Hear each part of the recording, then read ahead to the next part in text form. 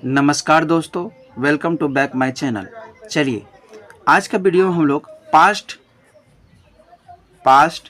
Perfect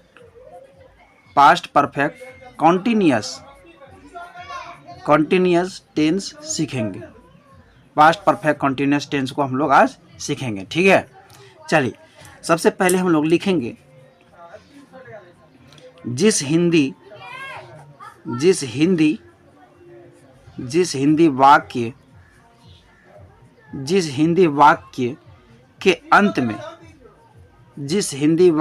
के अंत में आ रहा था,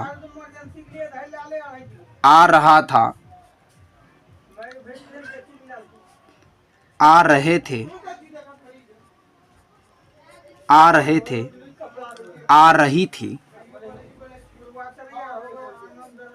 रही थी या रहा था, रहे थे, रही थी, लगा रहे, तो हम समझेंगे,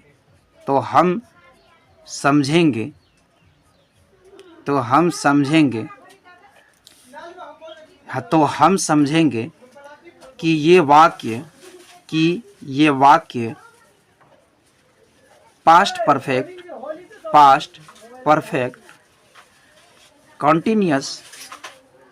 कॉन्टिन्यूअस टेंस का है, ठीक है। और इसमें जो है हेल्पिंग वर्ब हैड का प्रयोग होगा इसमें भी, ठीक है। हैड का प्रयोग होगा, किसका प्रयोग होगा? हैड का प्रयोग होगा, ठीक है। इतना हम लोग जान गए, किसका प्रयोग होगा? हैड का प्रयोग होगा। चलिए अब हम लोग एग्जाम्पल की ओर चलते हैं। किसकी ओर चलते हैं? एग्जाम्पल की, ठीक है। एग्जाम्पल, और एग्जाम्पल क्या है? ये अफर्मेटिव सेंटेंस है। कौन सा सेंटेंस है? Affirmative sentence.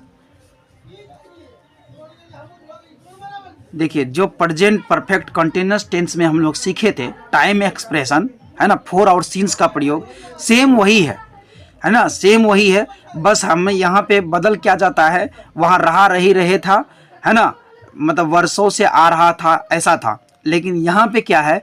वर्षों से आ रहा था, वहाँ क्या है लगा था। वहाँ यहाँ पे क्या है? था लग रहा है, था थे थी लग रहा है। वहाँ पे आ रहा है हे हो लग रहा था। प्रेजेंट परफेक्ट कंटिन्यूअस टेंस में ये लग रहा था, ठीक है। लेकिन पास्ट परफेक्ट कंटिन्यूअस टेंस में क्या लगेगा? अंत में, जिस हिंदी वाक्य के अंत में क्या लगेगा? आ रहा था, आ रहे थे, है ना, आ रही थी, या रहा था, रहे थे, रही थी, इस तरह का शब्द लगा रहे तो वाक्य समझेंगे हम लोग present past perfect continuous tense का ये वाक्य है, ठीक है। चलिए हम लोग अब जो है लिखेंगे वह वहाँ दो वर्षों से, है ना, वर्षों से आ रहा था, मतलब आ रहा था, ठीक है। वो 2 वर्षों से क्या कर रहा था? आ रहा था, ठीक है। तो इसका ट्रांसलेशन क्या बनेगा? इसका ट्रांसलेशन बनेगा ही के साथ क्या लगा? Had, he had helping verb है ना, ही हैड बीन लिविंग, है ना, living, he had been living there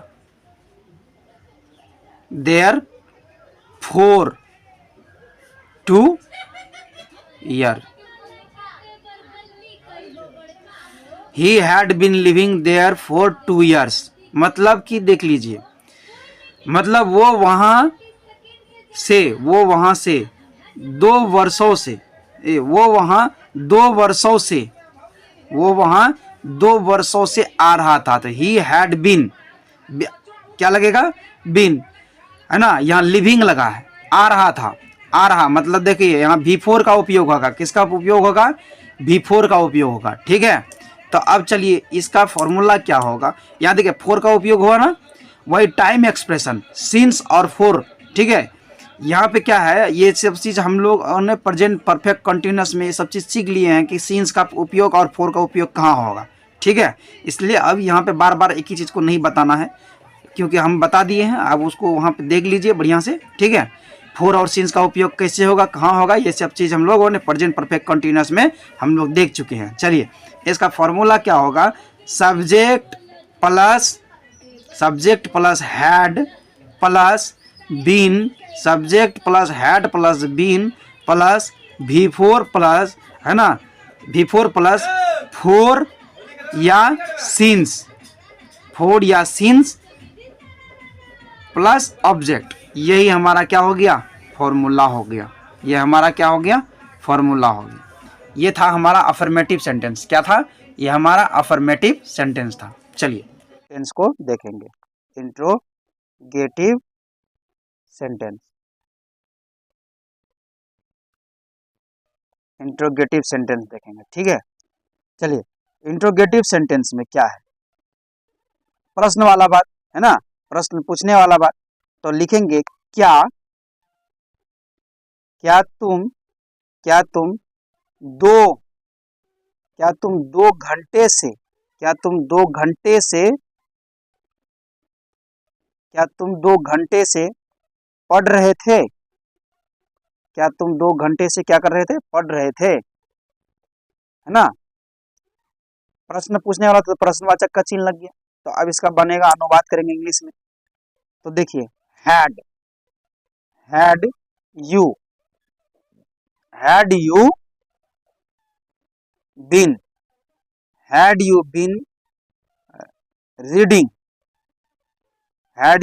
reading for 2 hours, ठीक है। इसका फॉर्मूला क्या होगा, इसका फॉर्मूला होगा had plus subject plus been plus V4 plus since या फोर प्लस ऑब्जेक्ट प्लस प्रश्नवाचक का चिन्ह, ठीक है। ये हमारा हो गया क्या, फॉर्मूला। ये हमारा क्या हो गया, फॉर्मूला, ठीक है। अब चलिए हम लोग नेगेटिव सेंटेंस की तरफ चलते हैं, ठीक है। फॉर्मूला याद कीजिएगा, ठीक है। फॉर्मूला जब तक याद नहीं कीजिएगा ना तो ये नहीं बन पाएगा, समझ गए ना, ट्रांसलेशन नहीं बन पाएगा, ठीक है। फॉर्मूला याद जरूर कीजिएगा। अब नेगेटिव सेंटेंस, और आप लोग जो है ट्रांसलेशन बनाते जाइए, और कहीं पे भी दिक्कत होगा तो आप कमेंट सेक्शन में बताइए, और ये चैनल को सब्सक्राइब जरूर कीजिएगा, और दूसरों को भी शेयर कीजिए ताकि वो भी देखे और वो भी सीखे इंग्लिश, है ना। चलिए नेगेटिव सेंटेंस एग्जाम्पल लेंगे पहले, जैसे रानी सुबह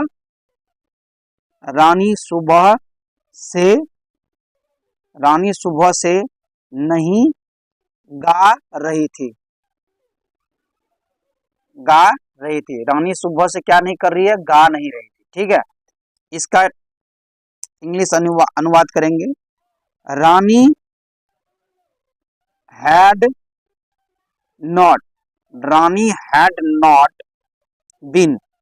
बीन लगाना है, Rani had not been singing, before है तो इसलिए ING लगा, तो Rani had not be singing morning, ठीक है। Rani had not been singing morning, singing since morning, sorry since कहाँ लगाए, सिंगिंग सिंस मॉर्निंग, ठीक है। Rani had not been singing since morning, ठीक है। और ये फोर, और कहीं पे फोर लगा कहीं पे सिंस लगा, ये प्रेजेंट परफेक्ट कंटिन्यूअस टेंस में ये फोर और सिंस का प्रयोग हम लोग अच्छे से सीख गए हैं। अगर आपको यहाँ दिक्कत होगा तो वहां जाकर के आप वीडियो देख करके सीख सकते हैं, ठीक है। एक तरफ से आइए प्रेजेंट इंडेफिनिट से यहाँ तक आइए, ठीक है, पास्ट परफेक्ट कंटिन्यूअस टेंस तक आइए, आराम से आप इंग्लिश टेंस को जानते जाएंगे, ठीक है। चलिए इतना जान गए हम लोग। अब इसका हम लोग क्या बनाएंगे, फॉर्मूला। इसका क्या बनाएंगे हम लोग, फॉर्मूला। तो subject plus had plus not plus been plus before plus since या फोर प्लस ऑब्जेक्ट, ठीक है। Subject plus had plus not plus been, been plus before plus since या फोर प्लस ऑब्जेक्ट, ये हमारा क्या हो गया, फॉर्मूला हो गया। ये हमारा क्या हो गया, फॉर्मूला हो गया, ठीक है। चलिए कहीं भी अगर दिक्कत होगा तो आप कमेंट सेक्शन में इस चीज के बारे में बोलिएगा, ठीक है। और एक बात और है ये देखिए, बहुत लोग ऐसे हैं जो स्कूल में पढ़ लेते हैं, है ना, और बहुत लोग ऐसे हैं जिसके पास पैसा नहीं होता है, वो उसको इंग्लिश सीखने का मन है।